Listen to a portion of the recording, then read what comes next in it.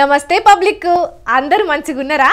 City mall చూసేటోళ్ళ కోసం మంచి మంచి వార్తలు పట్టుకొచ్చిన కాబట్టి మన ఛానల్ మార్వకుండా పురాగా ఓడ్చేదాకా చూస్తూనే ఉండుండ్రి. సరే మరిగా ఎప్పట్లెక్కనే ముందుగల్లా హెడ్లైన్స్ తోని సురువు చేద్దాం. చలో హెడ్లైన్స్. పార్లమెంటులా నిర్మలమ్మ పెట్టింది 47 లక్షల కోట్ల బడ్జెట్. సబ్కా సాత్ సబ్కా వికాస్ నినాదంతో పనిచేస్తున్నదట సర్కారు.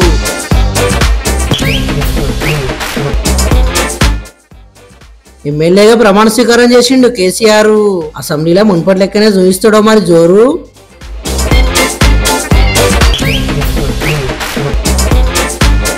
మేనిఫెస్టోలో చెప్పినట్టు ప్రకటించలేదు గ్రూప్ 1 నోటిఫికేషన్. ఉద్యోగాల భర్తీ ఆలస్యం అవుతున్నాయని నిరుద్యోగులు అవుతున్నారు పరేషాను.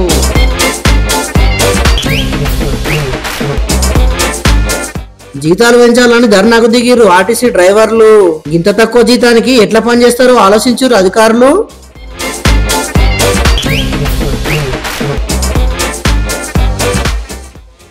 కుమారి ఆంటీ చుట్టే తిరుగుతున్నాయి అన్ని పార్టీలు.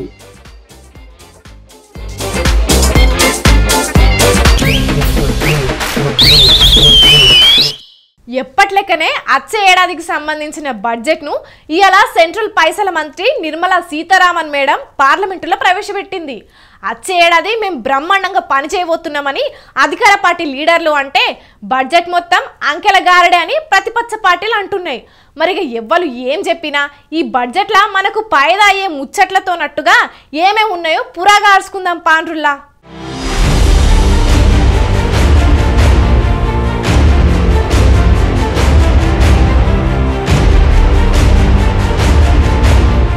పార్లమెంట్ లా బడ్జెట్ ప్రవేశపెట్టే కంటే ముందు ఆర్థిక శాఖ అధికారులందరితో మీటింగ్ పెట్టిన ఆర్థిక మంత్రి నిర్మలమ్మ ముందుగాల రాష్ట్రపతి భవన్ కు పోయి రాష్ట్రపతి దగ్గర పర్మిషన్ తీసుకొని 47,66,000 కోట్ల రూపాయలతోని పార్లమెంట్ లా బడ్జెట్ ప్రవేశపెట్టింది. Budget estimates for 2024-25. The total receipts other than borrowings and total expenditure are estimated at 30.80 and 47.66 lakh crore rupees respectively. The tax receipts are estimated at 26.02 lakh crore rupees. The scheme of 50-year interest-free loan for capital expenditure to states will be continued this year with an outlay of 1.3 lakh crore rupees. We continue on the path of fiscal consolidation as announced in my budget speech of 2021-22 to reduce fiscal deficit below 4.5% by 25-26. సబ్కా సాత్ సబ్కా వికాస్ అన్న మంత్రంతో సర్కార్ పనిచేస్తున్నదన్న నిర్మలమ్మ వచ్చే 5 ఏళ్లలో PM Awas Yojana కింద దేశంలో 2 కోట్ల ఇళ్లు కట్టిస్తామని చెప్పింది. రూఫ్ టాప్ సోలార్ పాలసీ కింద 1 కోటి ఇళ్లకు 300 యూనిట్ల ఉచిత విద్యుత్ ఇవ్వబోతున్నట్టు ప్రకటించింది. ఈ నడుమ మాల్దీవుల సర్కారు జర ఎడమటం చేస్తున్నది కాబట్టి లక్షద్వీపులను అభివృద్ధి చేయడానికి గట్టి ప్లాన్లు చేస్తున్నది సర్కారు. టూరిస్టులకు అవసరం ఉన్న అన్ని సౌలతులు పెంచే ఉపాయాలు చేస్తున్నట్టు చెప్పింది బడ్జెట్ లా. ఈ బడ్జెట్ మీద ప్రధాని మోడీ సారు మాట్లాడుకుంటా इंक्लूसिव और इनोवेटिव बजट है. इस बजट में कंटिन्यूटी का कॉन्फिडेंस है. ये बजट विकसित भारत के 4 स्तंभ युवा, गरीब, महिला और किसान सभी को एम्पावर करेगा. निर्मला जी का ये बजट देश के भविष्य के निर्माण का बजट है. इस बजट में 2047 के विकसित भारत की नींव को मजबूत करने की गारंटी है. ఇంత మంచి బడ్జెట్ తయారు చేసినందుకు ఆర్థిక మంత్రి నిర్మలమ్మకు ఆమె టీం కు శుభాకాంక్షలు చెప్పిండు. పేదలు, మహిళలు, యువకులు, అన్నదాతలను శక్తివంతం చేసినాం. కులమత ఆర్థిక తేడాలు లేకుండా అన్ని వర్గాలకు సమాన అవకాశాలు కల్పిస్తున్నామని చెప్పిండు మోడీ సారు. అట్లనే 2047 వరకు పేదరికం, అసమానతలు కనబడకుండా చేసుడే లక్ష్యమని అన్నాడు. ఇక రైల్వేల అభివృద్ధి కోసానికి తెలంగాణకు 5,071 కోట్లు కేటాయిస్తే ఏపీకి మాత్రం 9,138 కోట్లు కేటాయించినట్టు సెంటర్ రైల్వే మంత్రి అశ్విని వైష్ణవ్ సారు చెప్పిండు. ఇక తెలంగాణలో కాజీపేట కోచ్ ఫ్యాక్టరీకి ప్రధాని శంకుస్థాపన చేస్తే పనులు కూడా జరుగుతున్నాయి. అటు ఏపీలో మాత్రం విశాఖ రైల్వే జోన్ కోసం 53 ఎకరాల భూమి ఇవ్వాలని రాష్ట్ర ప్రభుత్వాన్ని అడిగినా ఇంకా ఇవ్వలేదు. భూమి ఎప్పుడిస్తే అప్పుడు పనులు సురువు అవుతాయి అని చెప్పిండు. చూడాలి మరి ఈ బడ్జెట్ లెక్కలు కేటాయింపుల వరకే ఉంటాయో నిజంగా ప్రతి పేదింటి గడప దాకా అందుతాయో.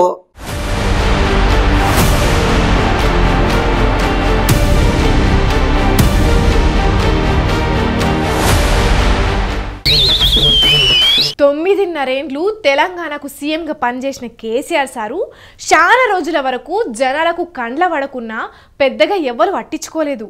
కాకుంటే తుంటి బొక్క ఇరిగి ఇంట్లోకించి బయటకు రాకపోయే వరకు అటు బీఆర్ఎస్ పార్టీ కార్యకర్తలే కాదు కామన్ పబ్లిక్ కూడా ఇంకెప్పుడు బయటకు అత్తడని ఎదురు చూసిర్రు.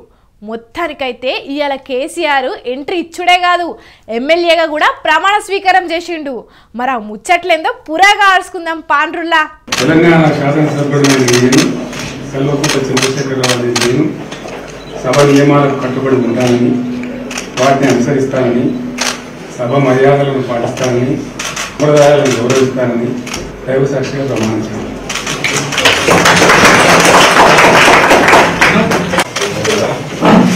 అమ్మయ్యా, మొత్తానికైతే ఇలా మాజీ సీఎం కేసీఆర్ సారు 8వ ఎమ్మెల్యేగా ప్రమాణ స్వీకారం చేసిండుల్లా.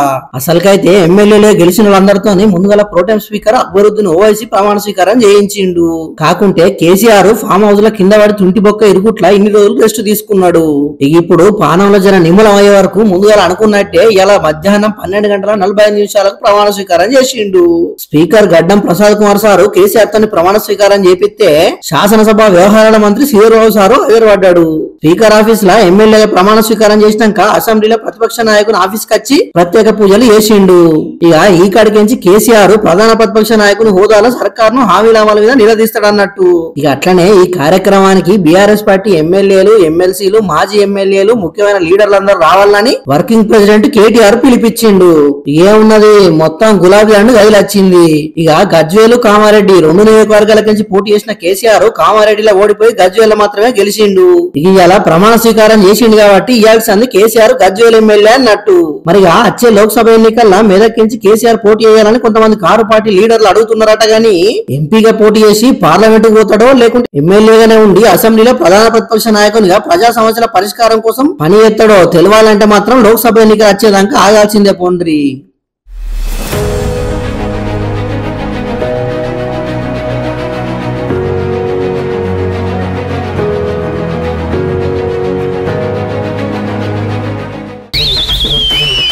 తెలంగాణలో ఉన్న 30 లక్షల మంది నిరుద్యోగులు చేయబట్టే సర్కార్ ఏర్పాటైంది.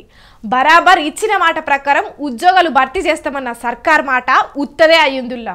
అగో అప్పుడే ఉత్తదా ఊడేంది, ఇంకా ఏమిట్లకు ఏం కాలేదు అని అనకుర్రి. ఈ మాట ఎందుకు అనాల్సి వచ్చిందో ఈ వార్త చూస్తే మీకే తెలుస్తుంది.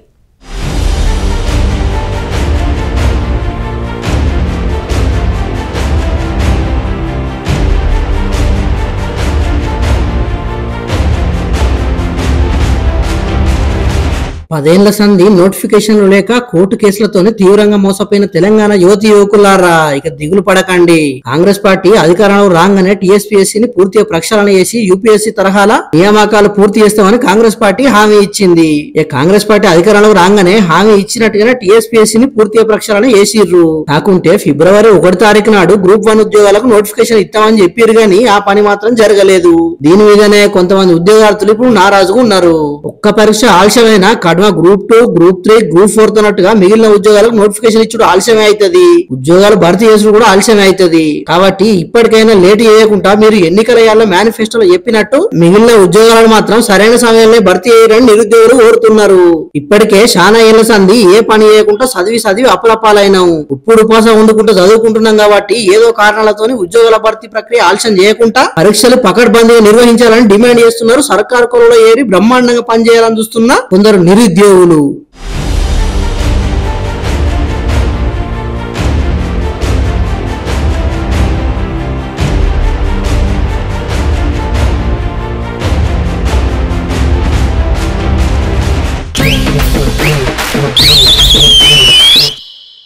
తెలంగాణలో మహిళలకు ఉచిత బస్సు ప్రయాణం షారైన కాడ నుంచి దినామేదో ఒక లొల్లి మోపైతున్నదుల్లా. యాన్నో ఒకడ గడబిడలు అవ్వడే కాదు, రాష్ట్రం అంతా వైరల్ అయ్యే కథకస్తున్నది. అయ్యో ఇప్పుడు మళ్ళేమైందని అనబోతున్నారా? మహిళలు మళ్ళేం చేయలేదు కానీ పాపం ఆర్టీసీ బస్సులు నడుపుతున్న డ్రైవర్ల అవస్థలు ఎట్లున్నాయో చూడుర్రి.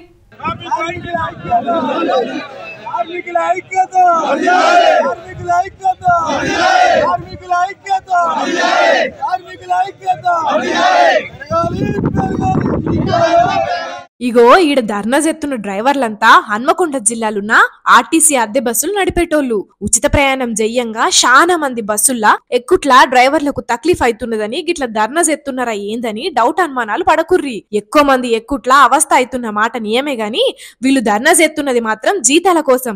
పాపం ఏండ్ల కమానం ప్రైవేటు డ్రైవర్లుగా పనిచేస్తున్న ఓనర్లు మాత్రం మాకు సాలిసాలని జీతాలు ఇస్తున్నారని బాధపడుతున్నారు. 20 సంవత్సరాల నుంచి అద్దె బస్సుల మీద డ్రైవర్ గా చేస్తున్నాము.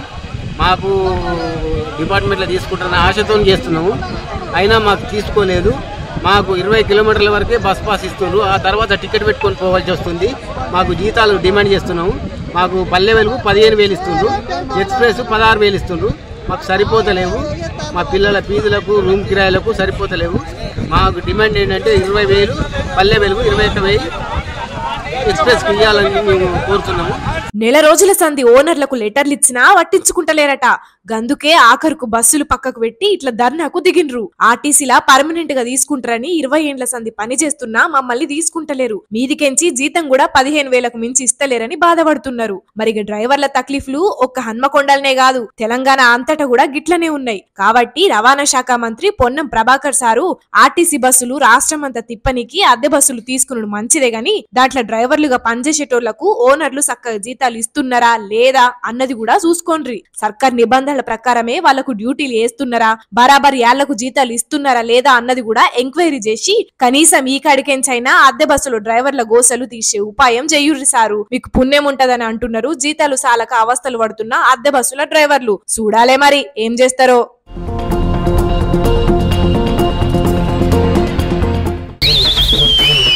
జనాలను మోసం చేయనికి ఏం బట్టెబాస్ పనులు చేస్తున్నారు కొందరు లత్కోరగాళ్ళు. తీసుకునే పైసలు తీసుకుంటూనే ఉంటారు, మీదికెంచి కల్తీలు చేసుడు అడ్డమైన పనులు చేసి జనాలను ఆగం పట్టిస్తున్నారు.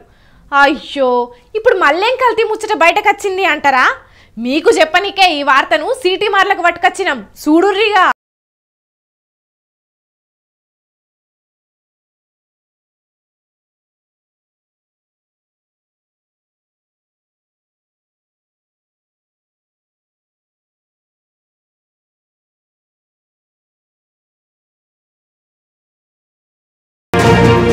చూస్తున్నారానుల్లా ఫ్రిడ్జ్లో పెట్టిన మాంసాన్ని. మరిది నిన్న మొన్న పెట్టింది గిట్లా కాదు, 20 రోజుల సంధి నిల్వ ఉంచిన మాంసం. 20 రోజులే కాదు, ఇంకో 20 రోజులు గడిచినా దీంట్లోకించి ఒక్క ముక్క కూడా పెంట మీద వారేసేది లేదు. బరాబర్ జనాలకు అమ్ముడే, వాళ్ళతోని కమ్మగున్నదని అనిపించుకుంటా మరీ తినిపించుడే.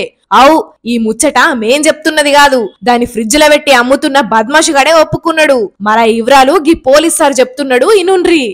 ఈ మటన్ వ్యాపారంలో తనకు నష్టం వస్తుందన్న ఉద్దేశంతో ఎక్కువ మోతాదులో వాటికి తీసుకొచ్చి అన్నిటిని కట్ చేసి ఒకటేసారి కట్ చేసేసి ఫ్రిడ్జ్ లో పెట్టి వాటికి వెనిగర్ అప్లై చేయడంతో అదేమైతుంది, ఓల్డ్ గా ఉన్నాయి కూడా ఫ్రెష్ గా కనిపించి అట్లా అంత విషపూరితమైన వాటిని కూడా ఫ్రెష్ గా తయారు చేసి మటన్ అమ్ముతున్నారు. ఇది మొత్తం మనం సెర్చ్ చేయడంతో టాస్క్ ఫోర్స్ పార్టీ మేము కలిసి సెర్చ్ చేయడంతో ఖలీల్ యొక్క ఈ మటన్ దందా అనేది బయటకు వచ్చింది. ఇన్నరా వెనిగర్ల ముంచి తీసిందంటే ఎన్ని రోజుల కిందటి మాంసమైనా ఇప్పుడే కోసిన దానికంటే మంచిగా కండ్ల పడుతుందట. వికారాబాద్ జిల్లా పరిగిపట్నంలున్న విజయనగర్ కాలనీలా ఖలీల్ అనేటాయన 11 ఏండ్ల సంధి ఈ మటన్ దందా చేస్తున్నాడట. బగ్గ సంపాదించాలనే అత్యాశతోని ఒక్కటే పరి ఎక్కువ మోకలు కోసి ఫ్రిడ్జ్ లో మాంసం నిల్వ చేసుకుంటా అమ్ముతున్నాడట. 20 రోజుల కింద కోసిన మాంసాన్ని కూడా తాజాగా మార్చేతందుకు వెనిగర్ వాడుకుంటా జనాలను మోసం చేస్తున్నాడు. కాబట్టి పబ్లిక్ జర మటన్ షాప్ల కాడికి పోయి మాంసం కొనుక్కునేటప్పుడు మంచిగా చూసుకోండ్రి, లేకుంటే ఎప్పుడో కోసింది తిని లేనిపోని రోగాలు తెచ్చుకోవాల్సి వస్తది. చూసుకోండ్రి మరి.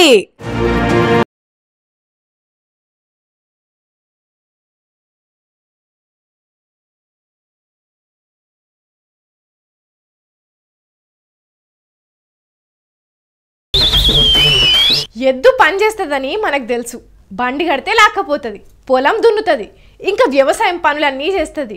నిజంగా ఎద్దే కనుక లేకపోతే రైతులకు అసలు పనే నడవది. సరే ఇప్పుడంటే మిషన్లు వచ్చినాయి కాబట్టి నడిచిపోతుంది, కానీ అదే ఒకప్పుడైతే ఎద్దు లేని వ్యవసాయమే ఉండేది కాదు. మరిగా ఎన్ని ఎడ్లున్నా వాటితో రైతు పని చేపించుకుంటేనే అవుతుంది. కాకుంటే గీడో ఎద్దు మాత్రం దానికదే పని చేసుకుంటున్నది. నిజంగా ఎద్దుకు పనచ్చుడే కాదు, తెలివి కూడా బగ్గనే ఉన్నది. ఆగో గట్లెట్లా అంటారా? ఈ వీడియో చూడుర్రి, మీకే తెలుస్తుంది.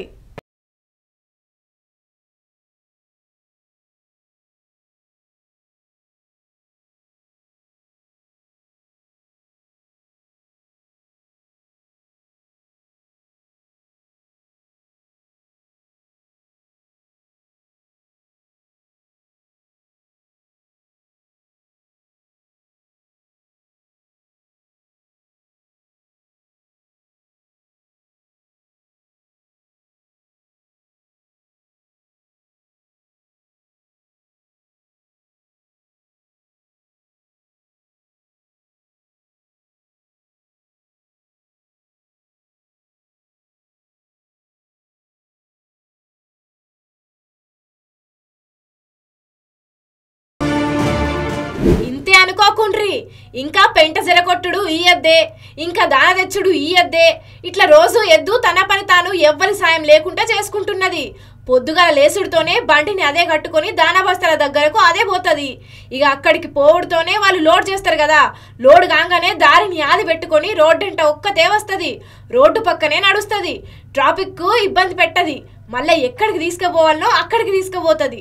ఇట్లా ఓ రైతు చేయాల్సిన పనంతా ఈ ఎద్దే చేస్తుంది. అందుకే ఈ ఎద్దుకు పనొచ్చుడే కాదు, తెలివి కూడా ఎక్కువనే ఉన్నది అనేది. అందుకే ఇది ఆనంద మహేంద్ర సార్ నజర్ల పడుతోని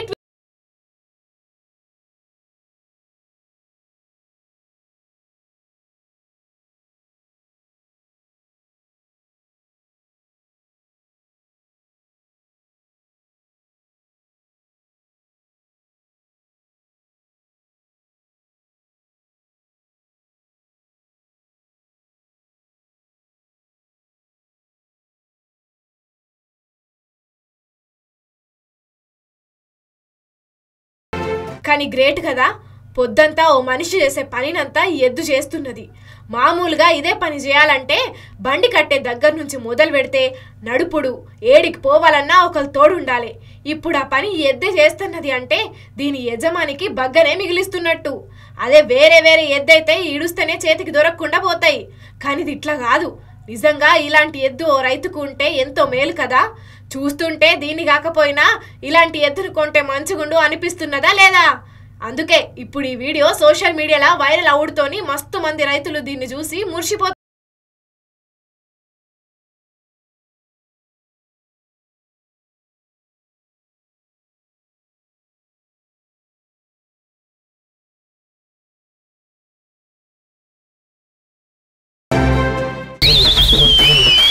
ఇక ఇవ్వల్లా ఇయాల్టి సిటీమార్ వార్తలు మేము చెప్పిన అన్ని జబర్దస్తుగా ఉన్నాయిలే. ఇంకిన్ని మంచి మంచి ముచ్చట్లతోని మళ్ళా కలుద్దాం. అప్పటిదాకా చూస్తూనే ఉండుర్రి మన స్వతంత్ర టీవీ. ఉంటాం మళ్ళా.